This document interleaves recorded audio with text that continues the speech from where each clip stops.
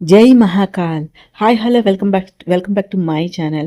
ఈ వీడియోలో నేను ఉజ్జయిని ఎవరైనా వెళ్ళాలి అనుకుంటే అక్కడ ఏ ఏ టెంపుల్స్ విజిట్ చేయాలి, ఏవి ముందు చేయాలి, ఎలా చేయాలి, మొత్తం టూర్ ప్లాన్ అంతటిని నేను వివరిస్తున్నాను. స్కిప్ చేయకుండా చూసేయండి. అలాగే ఇందులో వివరించే ప్రతి టెంపుల్ యొక్క వీడియోని మళ్ళీ వేరుగా ఇంకొక వీడియో చేశాను. వాటి కోసం డీటెయిల్గా చూడాలంటే ఆ వీడియోస్ చూడండి. ఇంకా లేట్ చేయకుండా వీడియోలోకి వెళ్ళిపోదాం. ఉజ్జయిని మహాక్షేత్రంలో ఆ పుణ్యభూమిలో చాలా టెంపుల్స్ ఉన్నాయి. మొదటిగా మనం దర్శించుకోవాల్సింది కాలభైరవ క్షేత్రం. ఇప్పుడు చూస్తున్నారు కదా మీరు, అది మహాకాల్ పుణ్యక్షేత్రానికి క్షేత్రపాలకుడు కాలభైరవుడు. సో ముందుగా కాలభైరవుడిని దర్శించుకోవాలి. దర్శించుకున్న తర్వాత మాత్రమే మహాకాల్ టెంపుల్ని దర్శించుకోవాలి. సో ముందుగా అయితే కాలభైరవ దర్శనానికి వెళ్ళండి. కాలభైరవ దర్శనానికి కొంచెం క్యూ పెద్దలైనే ఉంటుంది. అక్కడ స్పెషల్ దర్శనం టికెట్స్ ఏమీ లేవు. అందరూ ఒకేలా వెళ్ళాలి.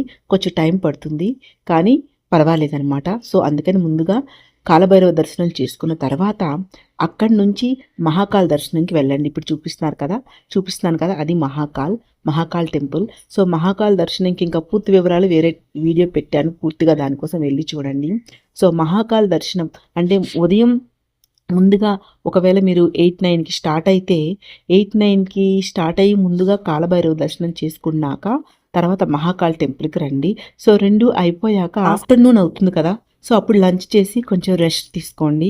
తర్వాత మళ్ళీ ఈవినింగ్ స్టార్ట్ అయ్యి మళ్ళీ మీరు మహాకాల్ టెంపుల్ దగ్గరికి వెళ్ళాలి. అక్కడే మళ్ళీ టెంపుల్స్ చాలా ఉంటాయన్నమాట. సో అక్కడికి వెళ్ళాక ఇప్పుడు చూస్తున్నారు కదా హరసిద్ధిమాత టెంపుల్ ఉంటుంది, శక్తిపీఠము. సాయంత్రం ఈవినింగ్ 6:30 అప్పుడు మీకు ఇప్పుడు నేను చూపిస్తున్నట్టు హారతి అవుతుందండి. అది చాలా బాగుంటుంది, మిస్ కాకండి. అక్కడ అయిపోయాక అదే ప్రాంగణంలో చింతాహార్ గణేష్ ఇప్పుడు చూపిస్తున్నాను కదా, ఆ గణేష్ మందిర్ ఉంటుంది. హరసిద్ధిమాత టెంపుల్లో హరసిద్ధిమాత హారతి అయిపోయాక ఇక్కడ గణేష్ హారతి చాలా అంటే చాలా భక్తిపూర్వకంగా చాలా బాగుంటుందండి. అదైతే మిస్ కాకండి. ఆ హారతి అవ్వగానే ఇక్కడ హారతికి అటెండ్ అవ్వండి. అదే ప్రాంగణంలో ఆ టెంపుల్ ఉంటుంది. తర్వాత హరసిద్ధిమాత అయిపోయాక నెక్స్ట్ మళ్ళీ మహాకాల్ టెంపుల్ దగ్గరలో మహాకాల్ కారిడార్ ఉంటుంది, చాలా బాగుంటుంది. నైటే చూడాలండి, డే టైంలో చూడడానికి టెంపుల్ పక్కనే మనకి ఎగ్జిట్ అవ్వగానే వెళ్ళొచ్చు, కానీ డే టైం కంటే నైట్ టైం చాలా బాగుంటుంది చూడటానికి. సో మీరు నైట్ ఇలా ప్లాన్ చేసుకొని చూసారంటే మీరు మార్నింగ్ నేను చెప్పినట్టు అవన్నీ చూసేసి రూమ్కి వెళ్ళి రెస్ట్ తీసుకొని ఈవినింగ్ వచ్చారంటే ఈవినింగ్ ఇవన్నీ ఒకే దగ్గర ఉంటాయండి, ఒకే దగ్గర చూసేవచ్చు అనమాట. ఇలా మీరు డే 1 అయితే ఫినిష్ చేసుకొని మళ్ళీ రూమ్కి వెళ్ళి రెస్ట్ తీసుకోండి. సో డే 1 అయితే ఫినిష్ అయిపోతుంది. మళ్ళీ డే 2 మీరు మార్నింగ్ స్టార్ట్ అయ్యి ఇప్పుడు నేను చూపిస్తున్నట్టు మంగళనాథ్ టెంపుల్ కంపల్సరీ వెళ్ళండి. కుజగ్రహానికి సంబంధించి ఎవరైనా కుజ దోషాలు ఉంటే ఈ మంగళనాథ్ టెంపుల్లో స్పెషల్ పూజలు చేస్తూ ఉంటారండి. సో ఇక్కడ మాత్రం వెళ్ళి దర్శనం చేసుకోండి. మరుసటి రోజు డే 2 మార్నింగే వెళ్ళి ముందుగా మంగళనాథ్ టెంపుల్కి వెళ్ళిపోండి. ఆ మంగళనాథుడికి టెంపుల్కి వెళ్ళే దారిలోనే మనకి సందీపన ఆశ్రమం ఉంటుంది. అయితే ముందుగానే కాకుండా ఫస్ట్ మంగళనాథ్ టెంపుల్కి వెళ్ళి అక్కడ దర్శనం అయ్యాక రిటర్న్లో సందీపన ఆశ్రమానికి రండి. ఇక్కడైతే మీకు కుదిరితే ఇప్పుడు మేము చూపిస్తున్నట్టు పూజ అయితే చేసుకోండి. అక్కడ ఉన్న బ్రాహ్మణ్స్ చెప్తారండి, అందరితో చేయిస్తారు.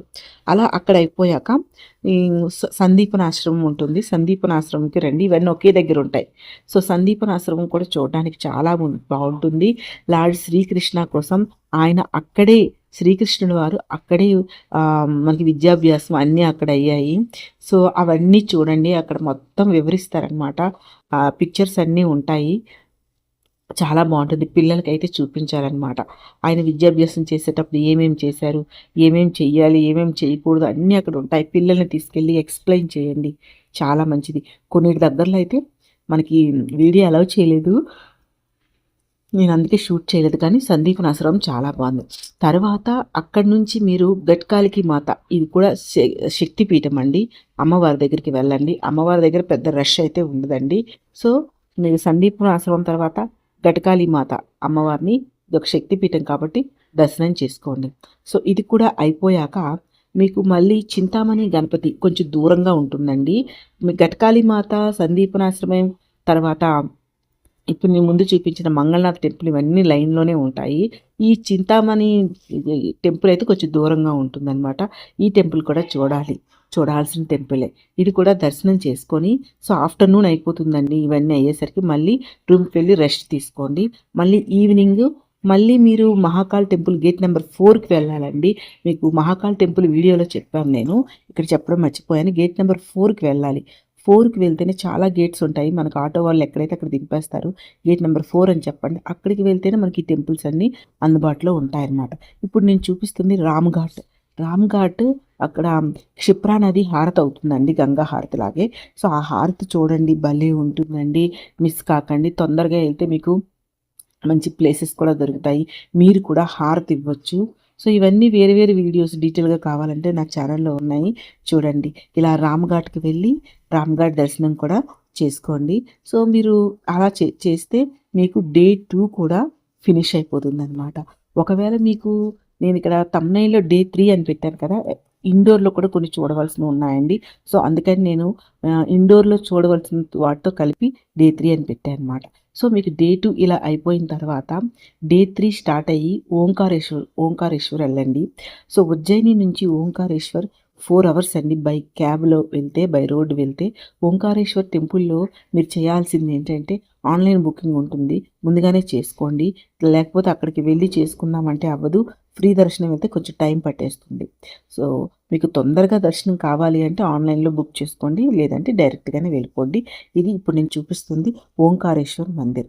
ఓంకారేశ్వర్ మందిర్ అయిపోయాక మీకు ఇక్కడ నర్మదా నది మధ్యలో ఉంటుంది. సో నర్మదా నదికి ఒకవైపు ఓంకారేశ్వర్, ఇంకోవైపు మామలేశ్వర్ ఉంటుందండి. సో మామలేశ్వర్ కూడా ఇప్పుడు ఓంకారేశ్వర్ దర్శనం అయిపోయాక మామలేశ్వర్ వెళ్ళాలి. మామలేశ్వర్ ఎలా వెళ్ళాలంటే ఇప్పుడు చూస్తున్నారు కదా, హ్యాంగింగ్ బ్రిడ్జ్ ఉంది.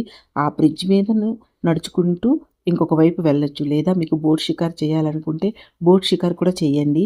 ఎందుకంటే బోట్ షికార్లో మీకు నర్మదా నది తర్వాత ఇంకొక 2 నదుల సంగమం ఉంటుంది. అక్కడికి తీసుకువెళ్తారండి. తీసుకువెళ్ళి చూపిస్తారు. సో అన్నీ చూపిస్తారు. చాలా ప్లేసెస్ ఉంటాయి, అవన్నీ చూపిస్తారు. అవన్నీ చూడాలి అంటే మీరు నర్మదా నదిలో బోటింగ్కి వెళ్ళండి. అలా బోటింగ్కి వెళ్ళేటప్పుడే మీరు ఓంకారేశ్వర్ నుంచి చూసారు కదా, ఇది గోముఖ తీర్థం. అక్కడ నుంచి గోముఖంలా ఉంటుంది. అక్కడ నుంచి వాటర్ వస్తుందన్నమాట. నర్మదా నది దాన్ని ఏమంటారు, బర్త్ ప్లేస్. సో ఇది చూడండి, ఇది దర్శనం చేసుకొని మీరు తర్వాత మామలేశ్వర్ టెంపుల్ చూసారు కదా, ఇక్కడ మామలేశ్వర్కి వెళ్ళండి. మామలేశ్వర్ దగ్గర పెద్ద జనాలు ఏమి ఉండరండి. అక్కడ బ్రాహ్మిన్స్ ఉంటారు. పూజ చేస్తాము అని 1000 రూపీస్ అలా అలా అంటారండి. ఒకవేళ అక్కడ కొంచెం ముందు వెయ్యి అంటారు. తర్వాత అలా అలా అది కావాలి, ఇది కావాలి అంటారు. మీరు ఏం లేదండి, డైరెక్ట్‌గా వెళ్ళిపోండి. ఎక్కువసేపు ఏం పట్టదనమాట దర్శనంకి. సో మామలేశ్వర దర్శనం చేసుకున్నాక మీరు బోట్ షికార్కి వెళ్ళి అన్నీ చూడండి. సో దీంతో 2 జ్యోతిర్లింగాలు అయిపోతాయన్నమాట. మా ఉజ్జయిని తర్వాత ఓంకారేశ్వర్. ఓంకారేశ్వర్ అయిపోయాక మీరు మళ్ళీ ఇండోర్ వచ్చేయండి. మళ్ళీ సేమ్ 3 అవర్స్ పడుతుందండి. సో వచ్చాక ఇండోర్‌లో ఇప్పుడు చూసారు కదా, అక్కడ గణేష టెంపుల్ ఉంటుంది. చాలా అంటే చాలా బాగుంటుందండి. ఆ టెంపుల్కి వెళ్ళండి. తర్వాత అన్నపూర్ణమ్మ టెంపుల్ ఉంటుందండి.